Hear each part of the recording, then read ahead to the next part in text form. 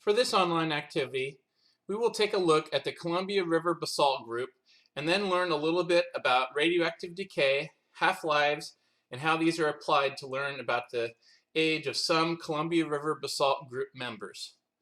First, we will learn a little bit about volcanoes in general. Next, we will learn about the eruptive history of the Columbia River flood basalts. Finally, we will do the lab. You may want to work on this lab with some other classmates. Occasionally, I will ask questions and give you some time to write down answers. Feel free to pause the video if you want more time to answer these questions. Answering these questions will help you learn the subject matter and prepare for the exams. This is an illustration by Jay Johnson and is downloadable from the USGS. I provide the link in the digital presentation. The behavior of a lava flow depends primarily on three main factors: the viscosity, which is basically how runny the lava is and controls the resistance to flow, the slope of the ground over which it travels, and the rate of lava eruption. Because basalt contains the least amount of silica and erupts at the highest temperature compared to the other types of lava, it has the lowest viscosity, the least resistance to flow. Thus, basalt lava moves over the ground easily, even down gentle slopes. Dacite and rhyolite lava, however, tend to pile up around a vent to form short, stubby flows or mound-shaped domes. Here are some questions that you can think about. Why do you think the lava with higher silica content is more thick and sticky? What do you think this will do to the shape of the volcano? For example, how would a basalt volcano differ from a rhyolite volcano? What do you think this does to control how violent an eruption is? Pause the video to answer these questions. These are 6 different types of volcanoes. These volcanoes are classified based upon their shape or form. What do you think controls their form? Yes, the behavior of the lava, as reviewed in the last slide, which controls how lava flows, also controls the shape of the volcanoes. Fissure and shield volcanoes have basaltic lava with low silica content. This lava has low viscosity, so it is runny. Because of this, the slopes of these volcanoes are not steep. Stratovolcanoes, cinder volcanoes, and dome volcanoes are formed by lava that is higher in silica. Because of this, the lava is more viscous, and the slopes of these volcanoes are more steep. Caldera volcanoes are also high in silica and also have more volatiles, gas, which makes them more explosive. This combination leads to the explosions that form the caldera. Which types of volcanoes did the Columbia River flood basalts erupt from?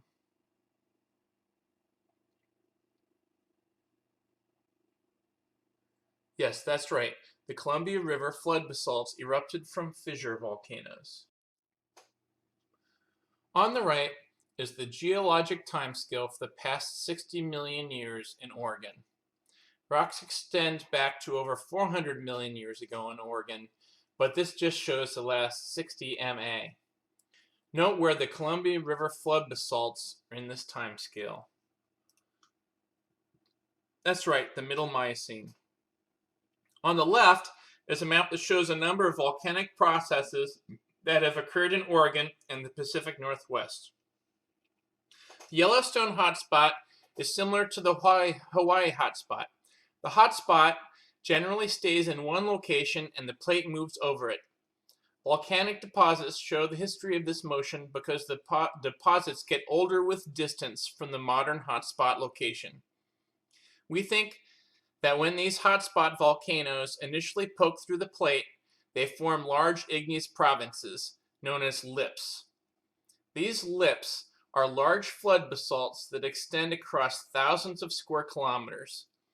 There are several of these around the world.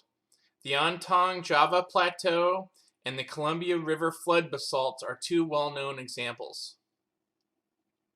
There is evidence of volcanism as early as 40 million years ago that might represent the initial presence of volcanism related to the Yellowstone Hotspot, Wildcat Mountain. We think that about 32 MA, the Yellowstone Hotspot, was in Central Oregon, as evidenced by volcanism at Tower Mountain and Crooked River. We think that the plume of the Yellowstone Hotspot was in this location at that time. Then we can notice that there is an age progression of volcanic deposits across the Snake River Plain, leading to the modern location of the Yellowstone Hotspot in northwestern Wyoming.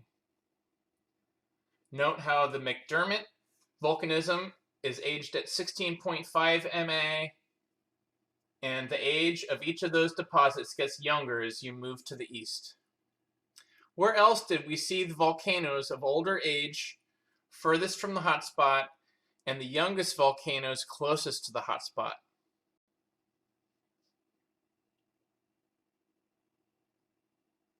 Yes, the Hawaii volcanic island and Emperor Seamount chain.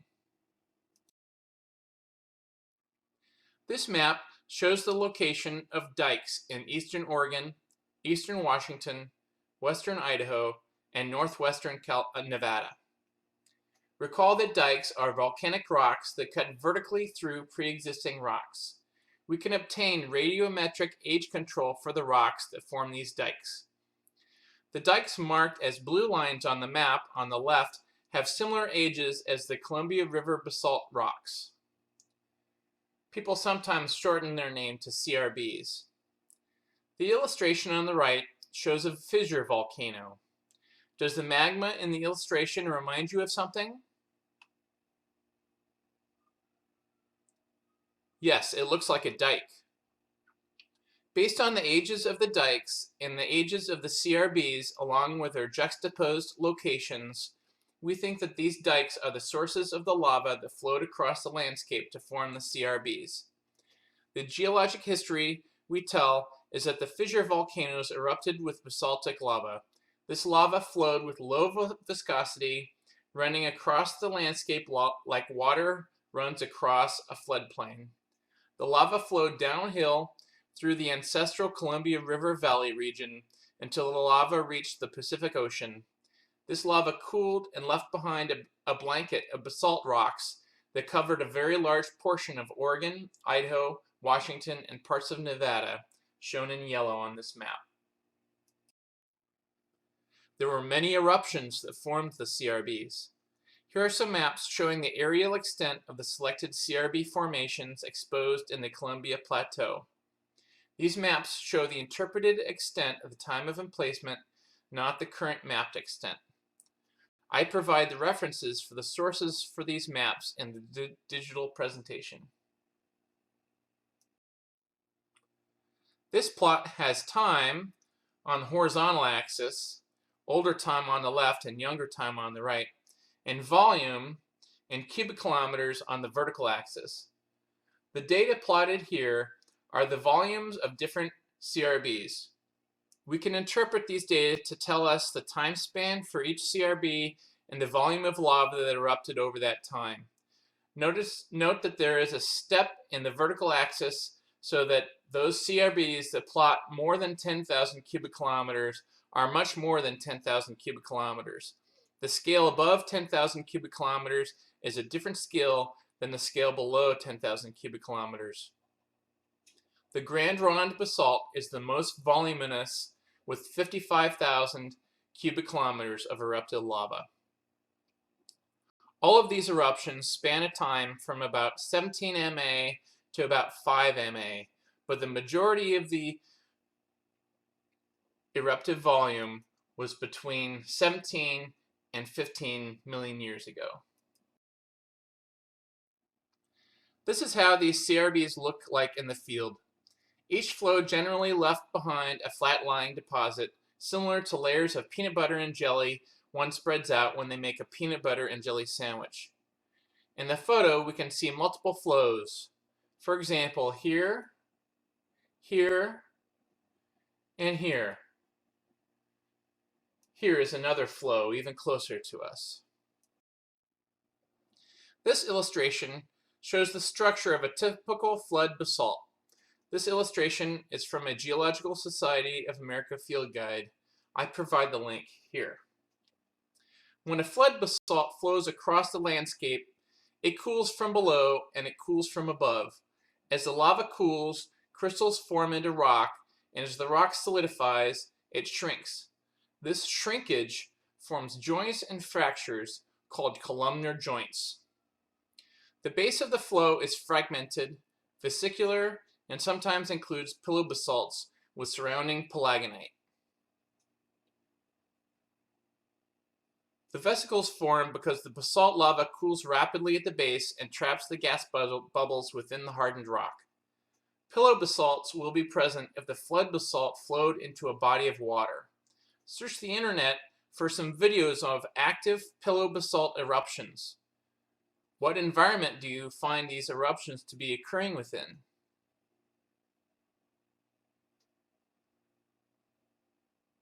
These columnar joints form the bottom, forming the lower colonnade, and from the top, forming the upper colonnade.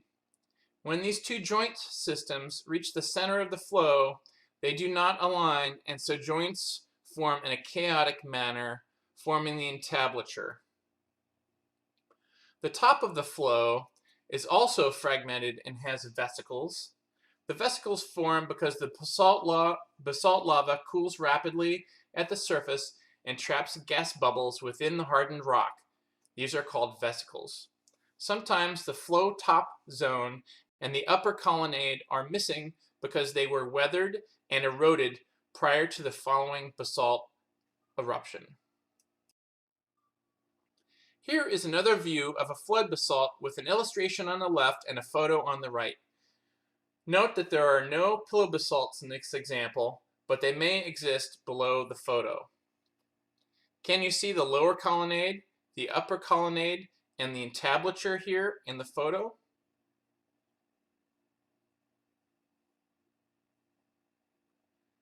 Yes, here they are. The lower colonnade, the upper colonnade, and the entablature. This series of figures shows how a flood basalt may flow into a lake. Feel free to pause the video to read the text on the left. When the basalt enters the lake, it forms pillow basalts and palagonite. As this initial basalt cools into rock, the flow continues to flow above it, which is no longer in water, so the flow forms a typical lower colonnade, entablature, and upper colonnade. What part of a flood basalt do you see in this photo?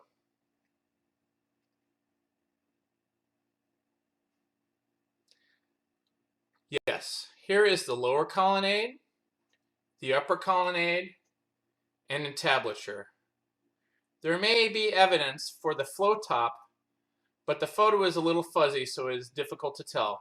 Sometimes we need to go look at the rocks face to face at the rock face. What are the geologists waving their arms at? Is there evidence that this flood basalt flowed into a body of water?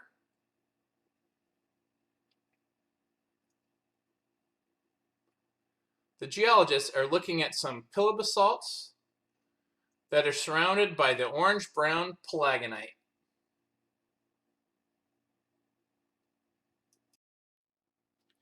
This diagram shows the basic intra- and interflow structures found in a typical CRB sheet flow. I like this figure because it shows how each flow can be slightly different. Not all of them have the entire series of layers that we've been looking at. It is possible that some CRBs flowed into water and some others did not.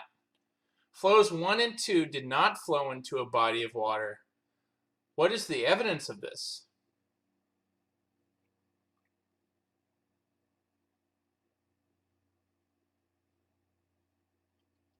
Yes, there are no pillow basalts at the base of these two flows.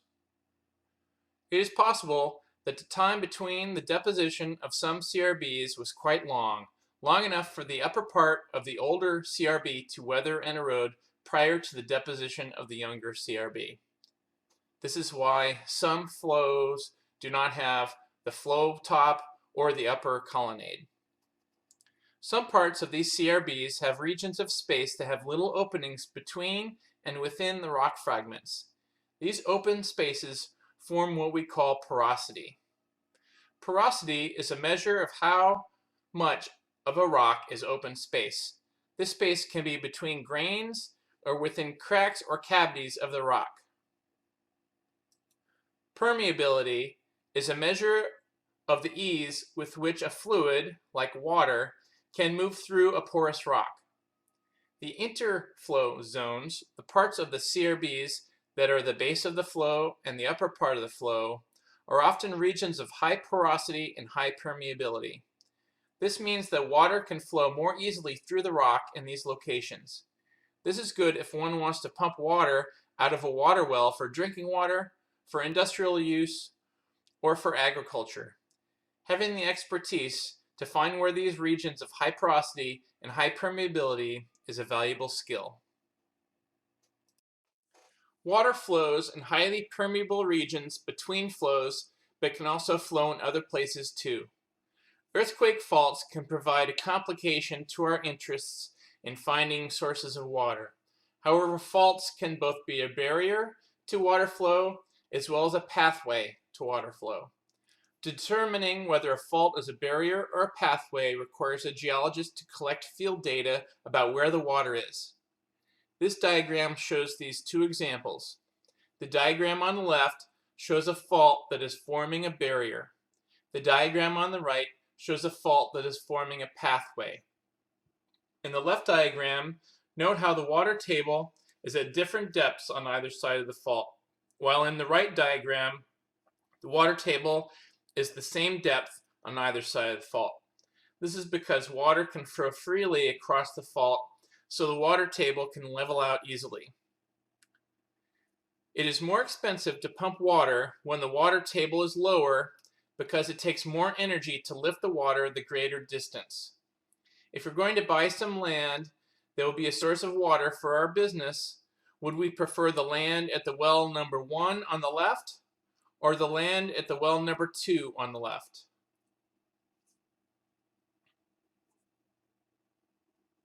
Yes, that's right. It would be cheaper to pump water from the well number 1 on the left. So that would be better land to purchase for a water-intensive business. In review, the Columbia River basalts, the CRBs, geologic province in a region of eastern Washington, eastern Oregon, the extreme northwest Nevada, and western Idaho, where continental flood basalts erupted from fissure eruptions that eventually flowed westward towards the ocean via the ancient Columbia River Valley. The region through in which these flowed is now called the Columbia River Plateau. These eruptions span from about 17 through about 5.5 million years ago, or MA. There's a new brewery interested in developing a parcel that has access to a good supply of water.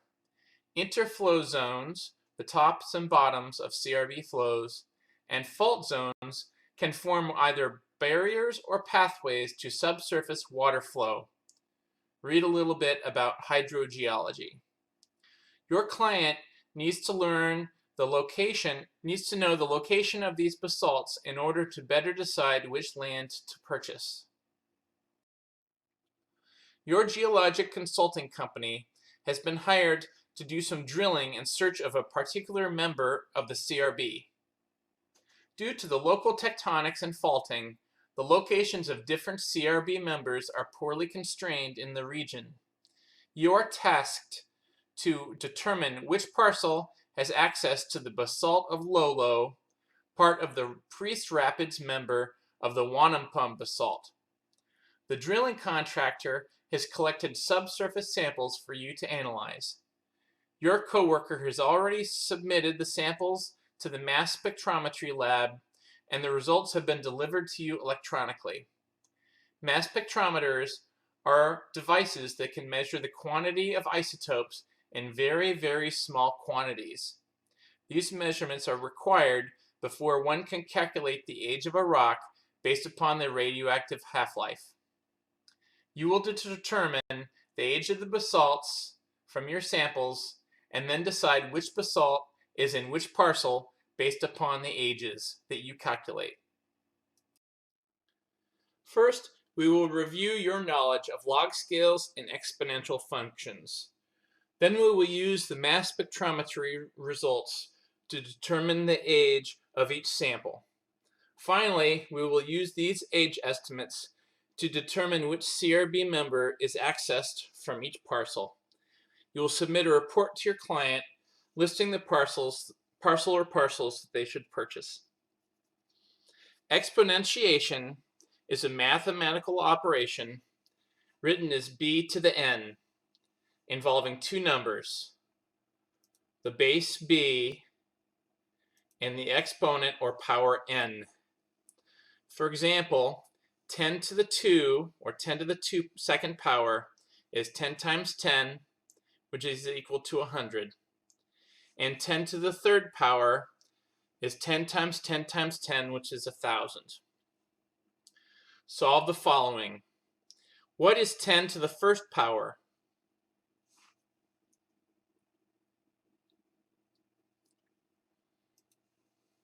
Yes, 10. What is 10 to the second power?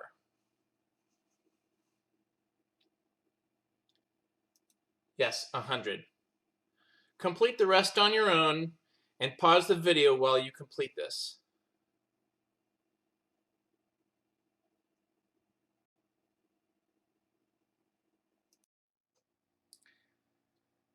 Now we will plot those data that you just calculated on two different plots.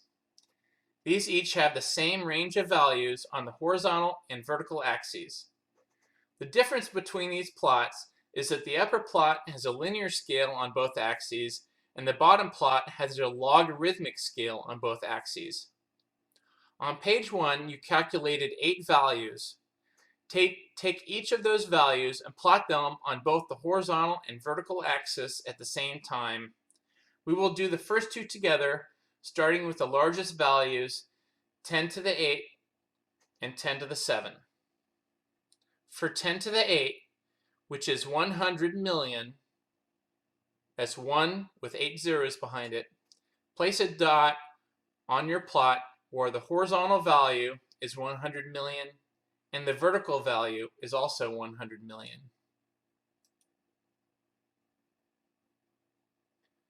For 10 to the 7, which is 10 million, or 1 with 7 zeros after it, place a dot on your plot where the horizontal value is 10 million and where the vertical value is also 10 million.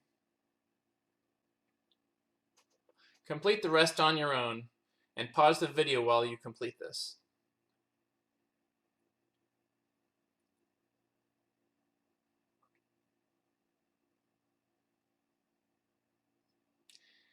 Now complete this for all 8 values. Some dots may overlap with other dots. After you complete the upper plot, do the same for the lower plot. I'll show you where I would place these first 2 dots on the lower plot, here and here. What is the benefit to plotting on a log-log scaled grid? Answer this on your own.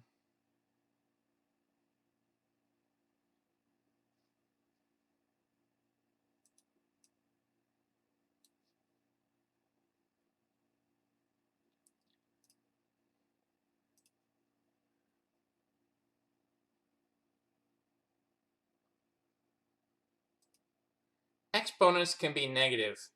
In this case, they are placed in the denominator, the bottom of a fraction. For example, 10 to the minus 2 is equal to 1 over 10 to the 2, or 1 over 100, or 0.01. And 10 to the minus 3 equals 1 over 10 to the 3, which is equal to 1 over 1,000, which is equal to 0.001. Complete the rest on your own and pause.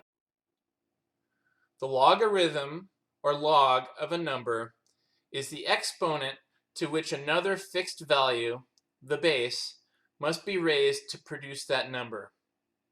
For example, the logarithm of 1,000 to base 10 is 3 because 10 to the power 3 is 1,000.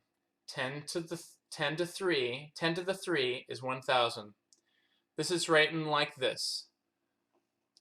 Log base 10 of 100 equals 2. Solve the following. I will do the first one for you. Log base 10 of 1,000 equals 3. Complete the rest on your own. Pause the video while you complete this.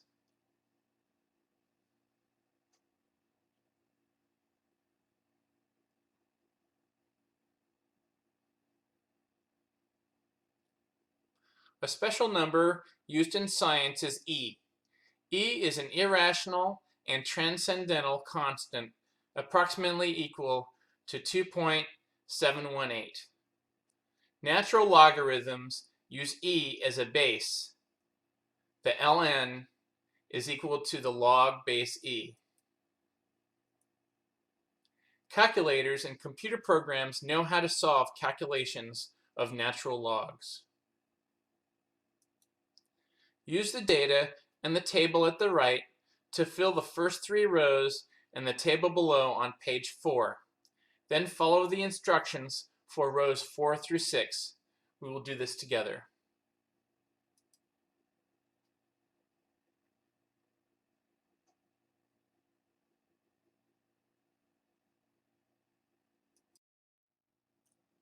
Row 4.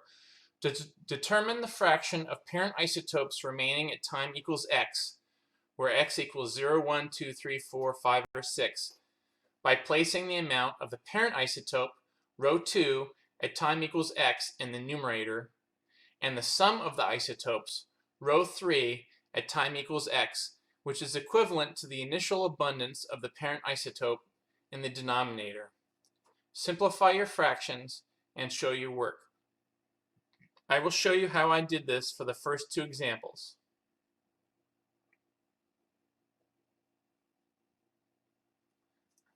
For t equals 0, row 2 equals 16 parent isotopes,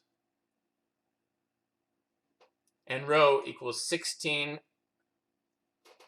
total parent plus daughter isotopes. 16 divided by 16 is equal to 1. For t equals 1, row 2 equals 8 parent isotopes, and row 3 is 16 total parent plus daughter isotopes. 8 divided by 16 is 1/2. Complete the rest on your own and pause the video while you complete this.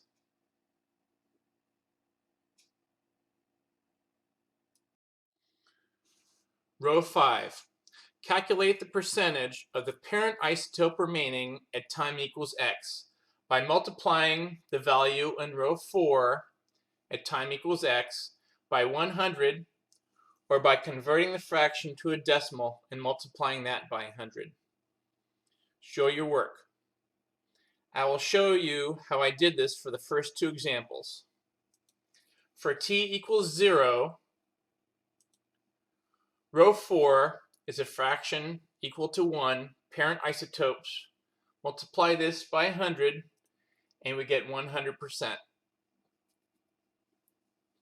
For t equals 1, after 1 half-life, row 4 shows us that there are 1/2 parent isotopes remaining. If we multiply this by 100, we get 50%. Complete the rest on your own and pause the video while you do this.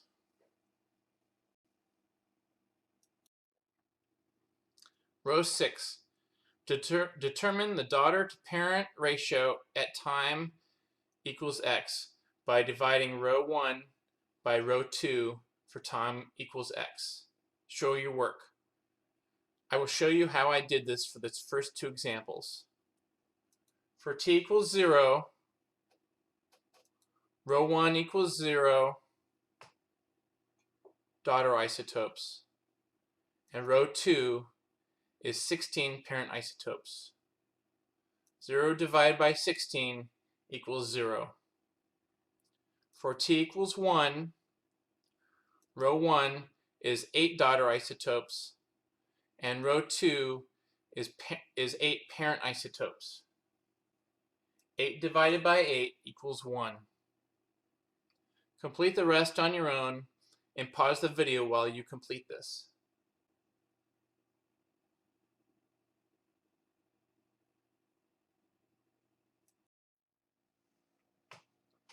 Plot the information in row 1 on the graph below to show the change in the abundance of the daughter isotope over time.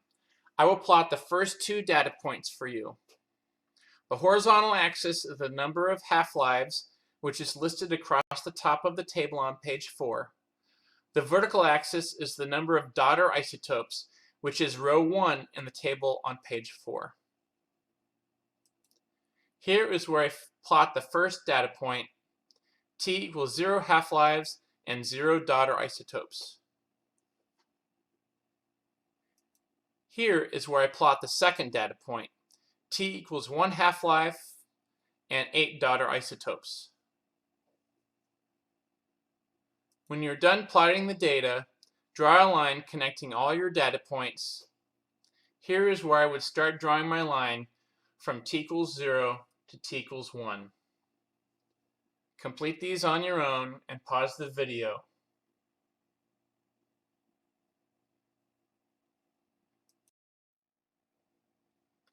Plot the information in row 6 on page 4 on the lower graph at the left to show the change in daughter to parent ratio over time. I will plot the first two data points for you. The horizontal axis is the number of half-lives. The vertical axis is the daughter to parent isotopic ratio, which is row 6 in the table on page 4. Here is where I plot the first data point, t equals 0 half-lives and a 0 daughter to parent isotopic ratio. Here is where I plot the second data point, t equals 1 half-life and a 1 daughter to parent isotopic ratio.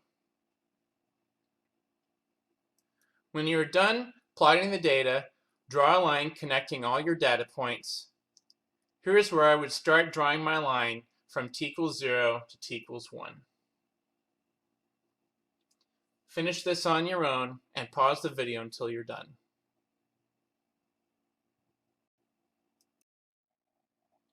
Compare the graph of daughter isotope abundance in problem 2 with the graph of daughter to parent isotope ratio in problem 3. Describe the shape of the curves and their trajectories. If both graphs contain information about the daughter isotope, why do they behave so differently? Use words such as convex and concave. Are the curves concave up or convex up? Pause the video while you complete this.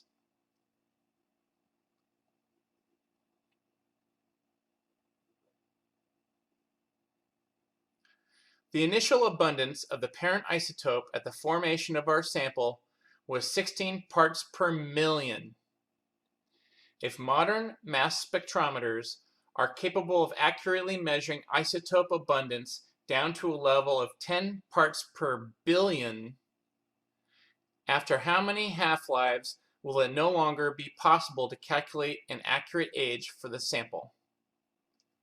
Hint: at time t equals 6, the remaining parent isotope equals 1/4 of a part per million. There are 1,000 parts per billion and 1 part per million. So, at time t equals 6, the remaining parent isotope concentration is 250 parts per billion. Calculate the amount of the parent isotope remaining in parts per billion at time t equals x, where x equals 6, 7, 8, and so on until the quantity remaining is less than 10 parts per billion. Show your work. If at t equals 6, there are 250 parts per billion parent isotopes remaining. At t equals 7, there will be 125 parts per billion of the parent isotopes. Continue calculating the remaining parent isotopes until the concentration is less than 10 parts per billion, which is our ability to measure it, or them. Pause the video while you complete this.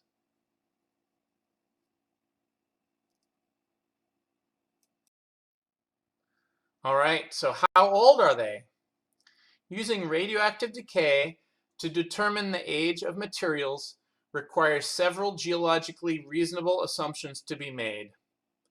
1. The half-life has not changed through time. This is generally accepted. For example, tree rings have been counted back over 11,000 years to calibrate their radiocarbon curve. Number 2. The initial concentration of the parent isotope is known. This is also determinable for the various isotopes. 3. There was a closure time when the radioactive clock began. There cannot be any contamination of new material to the system after this time. In other words, it is a closed system. This assumption is sometimes difficult to test, and analyses may be cross-checked with analyses with samples from different locations. Number 4. The sample was not cross-contaminated and the measurement was taken with high precision.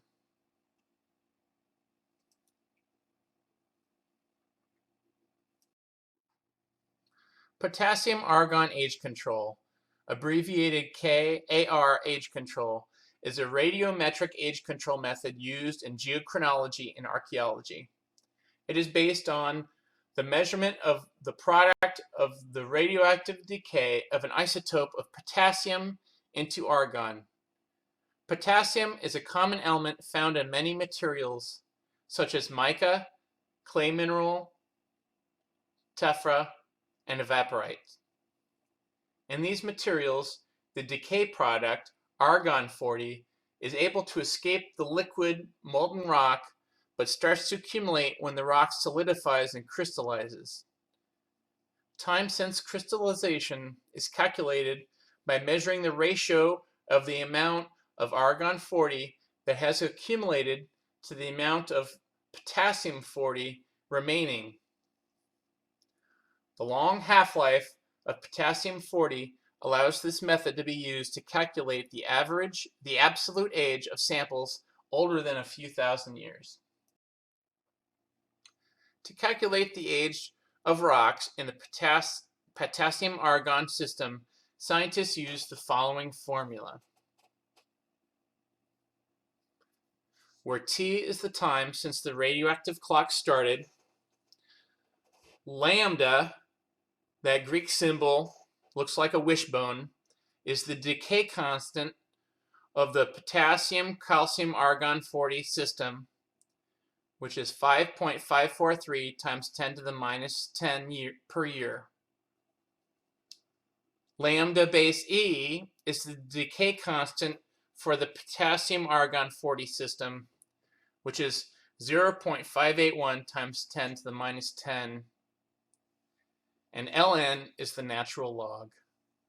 The ratio of argon-40 to potassium-40 must be adjusted for the difference in atomic mass between these two isotopes. The correction factor is 0.97838. I will walk you through one calculation. It's easier than it might seem. Remember, we are solving for t, which is time, using this formula. Basically, just fill in the numbers on the right of the equation to come up with the answer for t. We'll do this step by step. Step 1.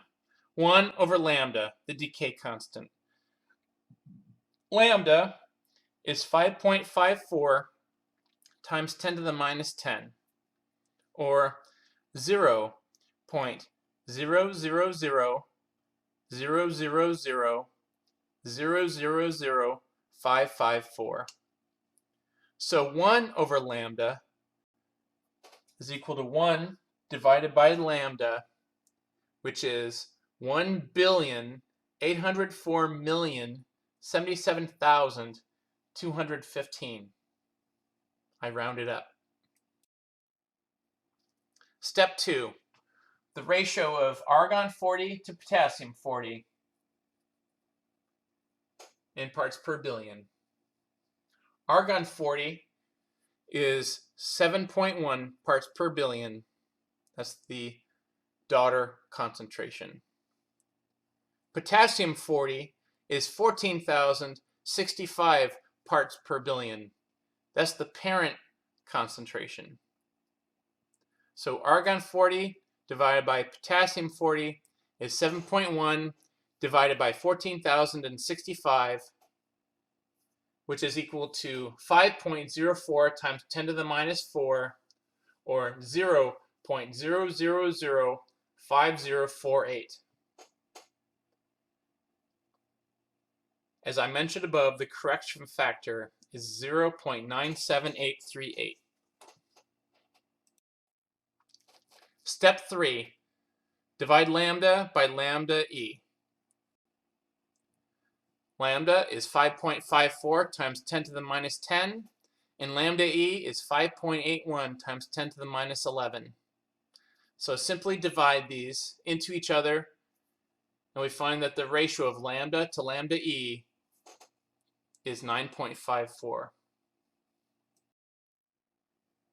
Step 4, solve for T. 1 over lambda is that value. Potassium 40 over argon 40 over potassium 40 is that value. That's the correction factor, and lambda over lambda E is 9.54. So enter these into the formula. Let's write this out. And following the order of operations, we will multiply the three numbers 0.0005048, 0.97838, and 9.54 before we add to 1. Step 5. Solve for what we will take the natural log of. Take those three first numbers and multiply them together, and then add 1. I get 1.0047. Step 6. Take the natural log of 1.0047 using a calculator or a computer. The natural log of 1.0047 is equal to 4.7 times 10 to the minus 3, or 0.0047. Step 7. We finally get to solve for T. T equals 1,804,077,215 times 0.0047, which is equal to 8,459,299. We can round up to the nearest 10,000 years, and then we can say that the age of the basalt rocks in Parcel 12 is 8,460,000 years, or 8.46 MA. Calculate the ages for the next 3 parcels. Show your work, and you may need extra paper. Enter these ages in the table on the right. List the name of the basalt that you interpret to be found in each parcel, based on your age determination and the table provided at the end of the packet. I will show which CRB that I select to correlate with our first parcel, parcel number 12. This is the stratigraphic nomenclature of the CRBs from Rydell and Tolan. The names for the known CRB group, formations, members, are listed on the left.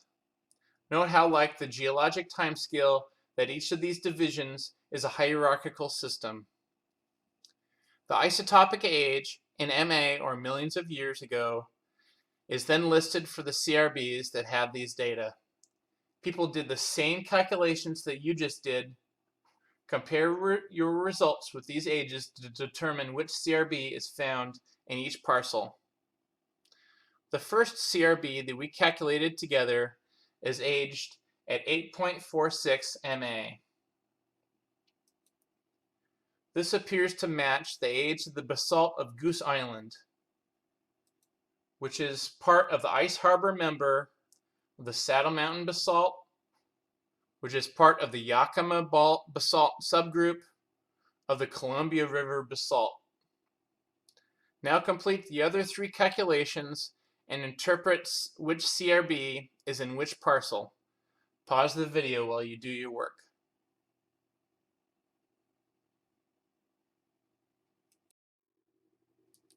Which parcel will work?